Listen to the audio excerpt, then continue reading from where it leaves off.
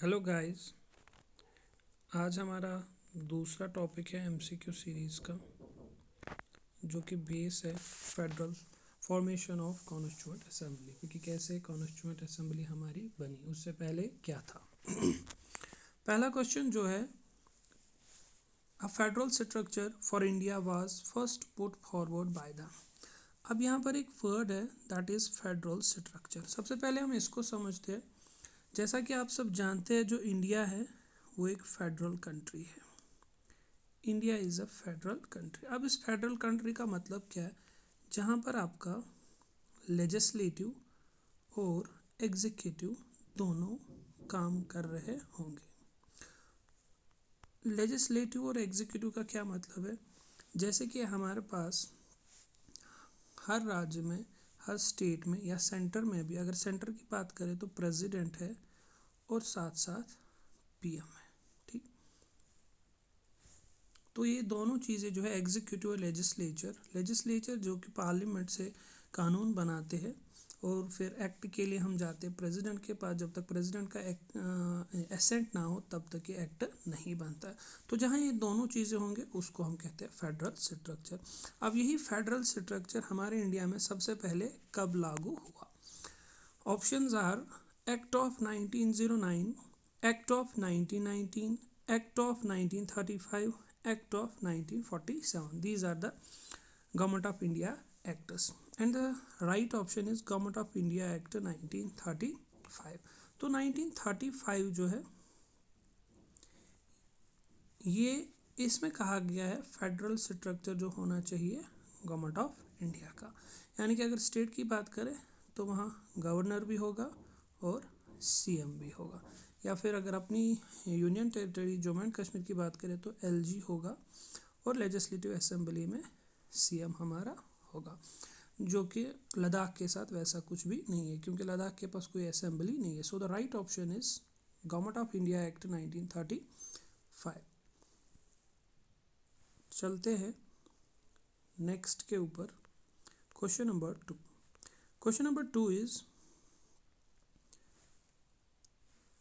Supreme court was established in Kolkata by which act? Supreme court जो था सबसे पहले इंडिया में, जो कि ब्रिटिश इंडिया था, कहाँ पर और किस एक्ट के तहत बनाया गया था? तो ऑप्शन तो इन्होंने दिया है कलकत्ता, जो कि आज है कोलकाता। तो ये तो हो गया एक क्वेश्चन कि सुप्रीम कोर्ट कहाँ बना था? कोलकाता में। अब सवाल है किस एक्ट से बना था? Regulating act 1773, Pitt's India act 1784, charter act 1793 और चार्टर एक्ट 1833। अब यहाँ पर बात आई है चार्टर एक्ट की। तो जो चार्टर एक्ट्स थे उस पर थोड़ी चर्चा करेंगे। चार्टर एक्ट हर 20 साल के बाद ये लाते थे। हर 20 साल के बाद कैसा काम चल रहा था उस पर ये चार्टर एक्ट लाते थे। कौन से नए हमें सुझाव देने हैं या कौन सी चीज़ें गलत हुई उनको सुधारना है, तो ब्रिटिशर्स ईस्ट इंडिया कंपनी ऐसा करती थी। चार्टर हर 20 साल के बाद एक एक्ट आती थी, उसमें फेर बदलाव करती थी। तो चार्टर एक्ट कितने थे हमारे पास? सबसे पहला जो चार्टर एक्ट था, सबसे पहला चार्टर एक्ट 1793 जो कि यहाँ पर है। उसके बाद चार्टर एक्ट आया 1813 का, बिल्कुल 20 साल के बाद। उसके बाद चार्टर एक्ट 1833 का, बिल्कुल 20 साल के बाद। अब आप समझ गए होंगे अगला वाला चार्टर एक्ट जो था वो है 1853। 1850। तो ये चार्टर एक्ट आए थे। उसके बाद जो भी एक्ट आया वो एक्ट 1858, जो कि चार्टर एक्ट नहीं था, क्योंकि ये वाला एक्ट जो आया रिवोल्ट ऑफ 1857 के बाद आया। अब यहाँ पर हमारा जो ऑप्शन है, राइट आंसर जो है, सुप्रीम कोर्ट किस एक्ट के तहत बनाया गया? That is option number 1, regulating act 1773। इस रेगुलेटिंग एक्ट से और क्या हुआ? इस रेगुलेटिंग एक्ट से जो डेवल गवर्नमेंट थी उसको ख़त्म किया गया, एंड किया गया। डेवल गवर्नमेंट जो थी उसको ख़त्म किया गया। किससे? Regulating act 1773। So the right option is 1। चलते हैं नेक्स्ट क्वेश्चन के ऊपर, question number 3. So the question number 3 is which of the following act introduced separate communal representation for Muslims. तो यहाँ बात आ रही है separate communal representation for Muslims की. तो ब्रिटिशर्स ने क्या सोचा कि हम इनको डिवाइड करेंगे, जैसा कि उनका ये मोटिव था कि डिवाइड एंड रूल, जो कि पॉलिसी थी डिवाइड एंड रूल, कि हम हिंदू मुस्लिम्स को डिवाइड करेंगे on the basis of communal representation, कि जो मुसलमान होंगे वो वोट सिर्फ मुसलमान को ही दे सकते हैं. इससे क्या होगा, इससे ये डिवाइड होंगे और ये अपनी फ्रीडम के बारे में नहीं सोचेंगे. ठीक, अब ये जो कम्युनल रिप्रेजेंटेशन हुआ ये किस एक्ट के तहत मिला या इन्होंने इंट्रोड्यूस किया. 1892 act, act of 1909, reforms act 1919 या गवर्नमेंट ऑफ इंडिया एक्ट 1935. तो इसका जो सही ऑप्शन है दैट इज एक्ट ऑफ 1909. 1909. तो 1909 के एक्ट को हम और क्या कहते हैं, मॉर्ले मिंटो रिफॉर्म्स एक्ट. अब ये दो नाम हैं, मॉर्ले और मिंटो. तो ये दोनों थे लॉर्ड गवर्नर जनरल थे. गवर्नर जनरल नहीं, उस टाइम तो वाइस रॉय था, क्योंकि 1909 है तो उस टाइम वाइस रॉय बन गए थे.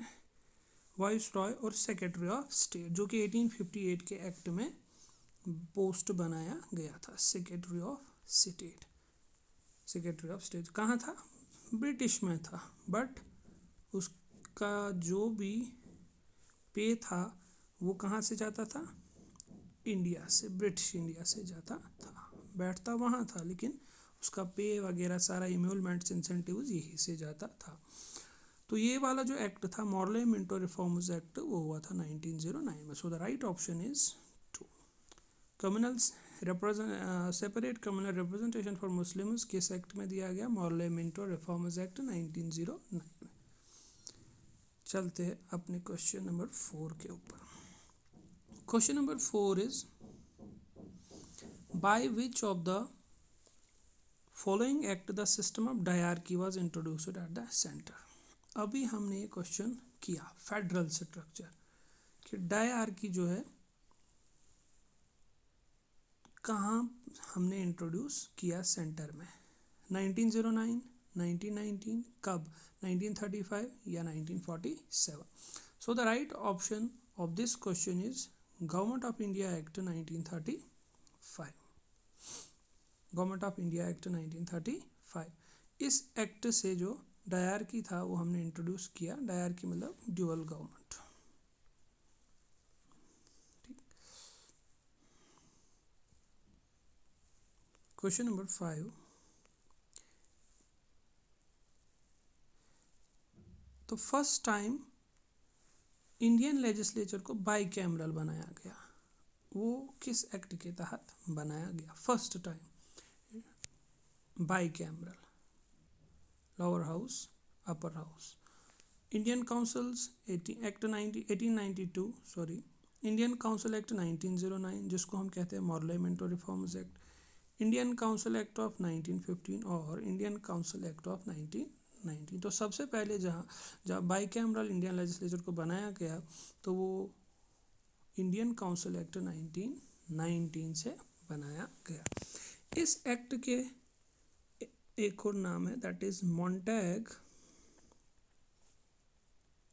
चेल्मस्फोर्ड या कैल्मस्फोर्ड भी कहते हैं रिफॉर्म्स एक्ट, दूसरा नाम है ये. तो इस एक्ट के तहत सबसे पहले इंडियन लेजिस्लेचर को बाई कैमरल बनाया गया. The right option is option number 4, 1919 act. Question number 6 is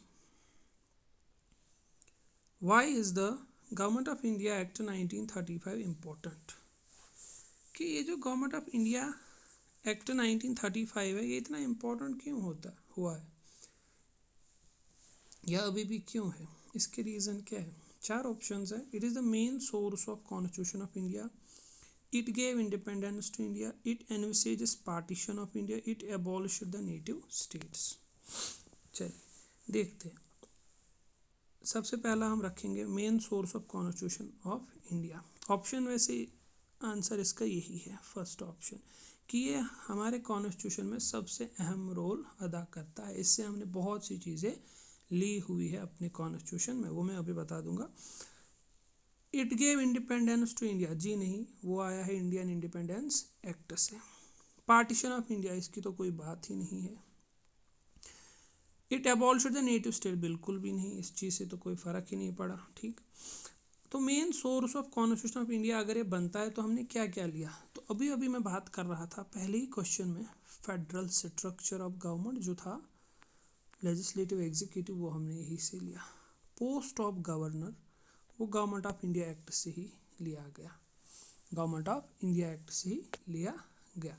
centre and state के बीच में जो पावर शेयरिंग है वो भी यही से ली है, जैसे concurrent list, state list, union list, तो ये सारी चीज़ें उसी से ली गई। मतलब इनके बीच में फिर कॉन्करेंट लिस्ट हमने कहीं और से भी लिया है, वो तो बोरोइंग से है, बट इन पे अलग अलग पावर्स होनी चाहिए इन लिस्ट्स पे, वो चीज़ हमने गवर्नमेंट ऑफ इंडिया एक्ट 1935 से ली हुई है कि अलग अलग central state distribution of powers होनी चाहिए, या फिर by cameral, Lok Sabha and Rajya Sabha, upper house and lower house, ये भी चीज़ हमने गवर्नमेंट ऑफ इंडिया एक्ट 1935 से लिया हुआ है। तो इसीलिए ये जो है main source of the constitution of India बनता है। That is why government of India act 1935 is very much important.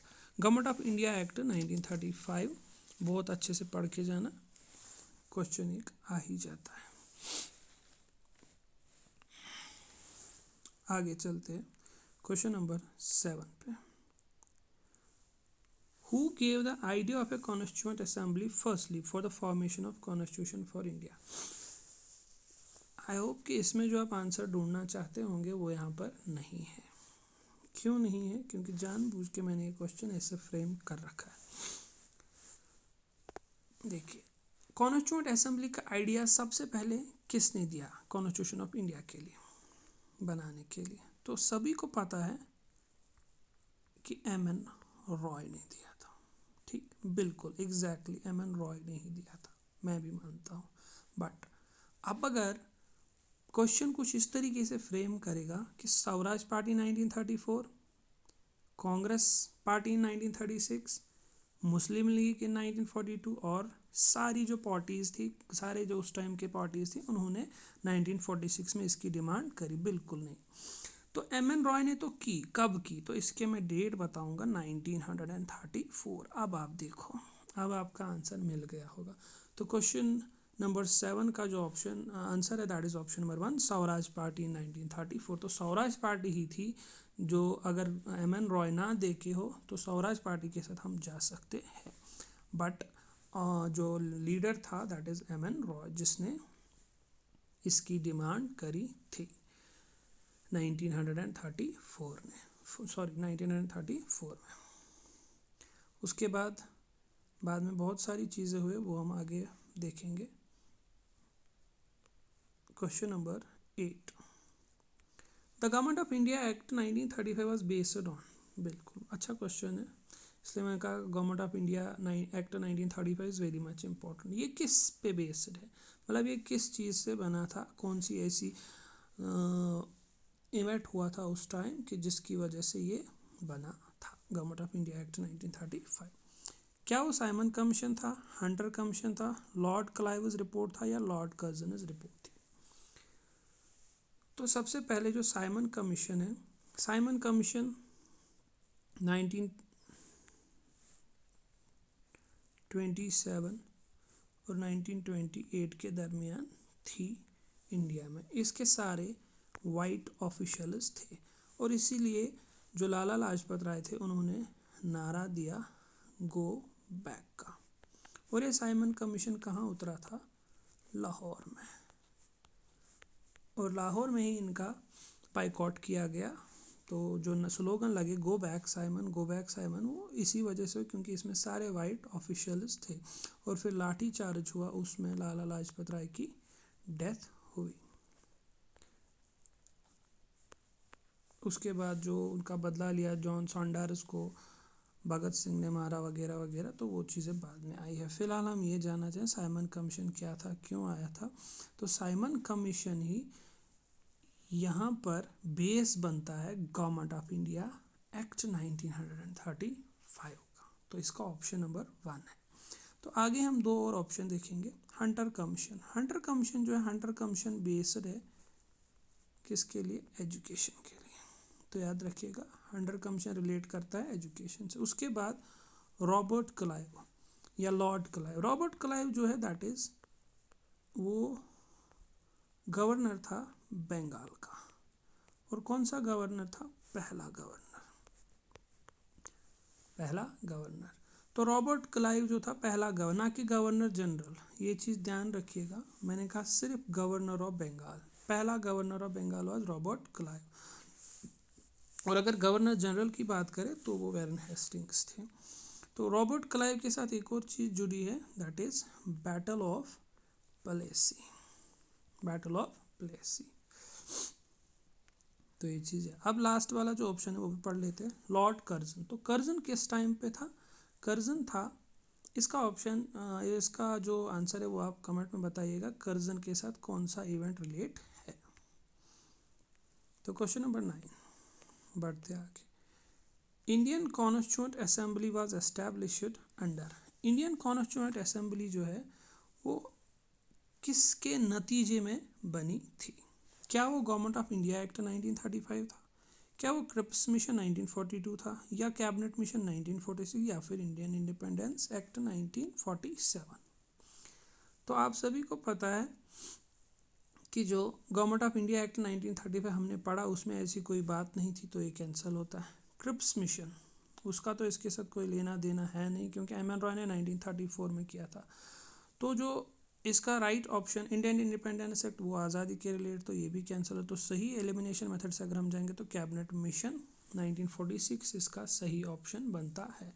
तो कैबिनेट मिशन के ही तहत जो हमारी जो कॉन्स्टिट्यूएंट असेंबली है वो एस्टैब्लिश करी गई कि नहीं भाई, अब इनको कॉन्स्टिट्यूएंट असेंबली बना के ताकि अपना कॉन्स्टिट्यूशन फ्रेम करे। और इसकी सबसे पहले डिमांड किसने की थी, एम.एन.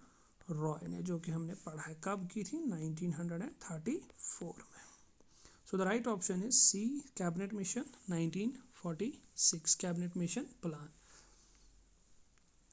तो क्वेश्चन नंबर 10 जो कि हमारा इस सेशन का लास्ट वाला क्वेश्चन है, constitution of India was adopted on. तो हमने कब अपना कॉन्स्टिट्यूशन अडॉप्ट किया, इज इट 26 जनवरी 1950, 26 जनवरी 1949, और 26 नवंबर 1949, और 31 दिसंबर 1949। तो सभी को याद ही होगा, प्रियम्बल में वगैरह ये सब चीज़ें हमने पढ़ी है। That is 26 November 1949 is the right option where we have when we have adopted the constitution of India, जबकि ये तैयार होके हमारे पास आया था और हमने इसको अडॉप्ट करा था। फिर लागू कब हुआ वो हम बताएंगे अभी। तो अभी इसका रिकैप्चुलेशन कर लेते हैं थोड़ा सा। देखिए, तो 1934 में जो एम.एन. रॉय जी थे उन्होंने कॉन्स्टिट्यूएंट असेंबली की मांग रखी, ठीक, या फिर आज के बाद स्वराज पार्टी भी कह सकते हैं आप, ठीक, 1934। उसके बाद ये तो हो गया 1934 का टाइम। उसके बाद क्या हुआ, 1935 में आईएनसी इंडियन नेशनल कांग्रेस ने ऑफिशियली डिमांड किया कि हमें कॉन्स्टिट्यूएंट असेंबली चाहिए। तो हो गए 2, 1934 में एम.एन. रॉय ने और 1935 में आईएनसी ने, इंडियन नेशनल कांग्रेस ने रखी ऑफिशियली डिमांड किसकी, कॉन्स्टिट्यूएंट असेंबली की। उसके बाद टाइम आता है 1938। 1938 में जवाहरलाल नेहरू जो कि हमारे पहले प्राइम मिनिस्टर थे, उन्होंने डिमांड करी अडल्ट फ्रेंचाइजी की, अडल्ट फ्रेंचाइजी कब, 1938। उसके बाद 1938 के बाद 1946 में कैबिनेट मिशन प्लान जो कि मैंने अभी कहा के तहत हमारी कॉन्स्टिट्यूएंट असेंबली, ना कि कॉन्स्टिट्यूशन, कॉन्स्टिट्यूएंट असेंबली को बना दिया गया। जब फिर पहली जो मीटिंग थी वो कब हुई? 6 दिसंबर 1946 को पहली मीटिंग हमारे कॉन्स्टिट्यूएंट असेंबली की हुई। ठीक, उसके बाद ये हो गया 1946 तक। और हमने फिर अडॉप्ट करा कब अपने कॉन्स्टिट्यूशन को? 26 नवंबर 1949। तो इस हिसाब से कितना टाइम लगा इसको बनने में? इसको बनने में 2 साल 11 महीने और 18 दिन लगे। 2 साल 11 महीने 18 दिन। अब इसमें क्या क्या था एक्चुअली में? इसमें 22 पार्ट्स थे, इसमें 8 शेड्यूल थे ओरिजिनली, इसमें 395 आर्टिकल्स थे, 395 आर्टिकल्स। उसके बाद क्या हुआ? एक और चीज़ है इसमें जो रीडिंग्स के सेशंस हुए वो है 3। इसमें जो रीडिंग्स हुई, सॉरी सेशन नहीं, रीडिंग, इसकी रीडिंग्स 3 हुई। कभी आता है रीडिंग्स जो कॉन्स्टिट्यूशन की थी वो 3 हुई है। और जो सेशंस इसके थे वो 11 हुए हैं, 11 सेशंस। और जो इसके मेंबर थे वो 389 थे इनिशियली, बाद में ये 299 रह गए। ये इससे क्वेश्चन कभी कभी आ जाता है। 389 इनिशियली थे, बाद में 299 रह गए लास्ट में। और इसमें से 93 जो थे वो प्रिंसली स्टेट्स से थे। प्रिंसली स्टेट, जैसे कि हमारी भी एक प्रिंसली स्टेट थी, उस टाइम तो हम उनके साथ नहीं थे। 49, हाँ नहीं, प्रिंसली स्टेट तो थी हमारी भी उस टाइम। तो यहाँ से भी एक बंदा था जो रिप्रेजेंट कर रहा था। ऐसे ही जूनागढ़ था वगैरह, हैदराबाद, ऐसे निज़ाम ऑफ हैदराबाद, वो चीज़ें उनको प्रिंसली स्टेट कहते थे। वहाँ से कितने मेंबर थे? 93। टोटल कितने थे? 389। तो लास्ट में कितने रह गए? 299। ठीक। और ये जो कॉन्स्टिट्यूएंट असेंबली है ये कहाँ अपने सेशंस करती थी, या पहली मीटिंग कहाँ करी? न्यू दिल्ली में। ठीक, तो ये था फॉर्मेशन ऑफ कॉन्स्टिट्यूएंट असेंबली के रिलेटेड सारा कुछ। होप आपको पसंद आया होगा। अगर कहीं गलती रही होगी तो उसको प्लीज़ कमेंट करिएगा, यहाँ पर ये चीज़ करनी थी या वो चीज़ करनी थी। Thank you.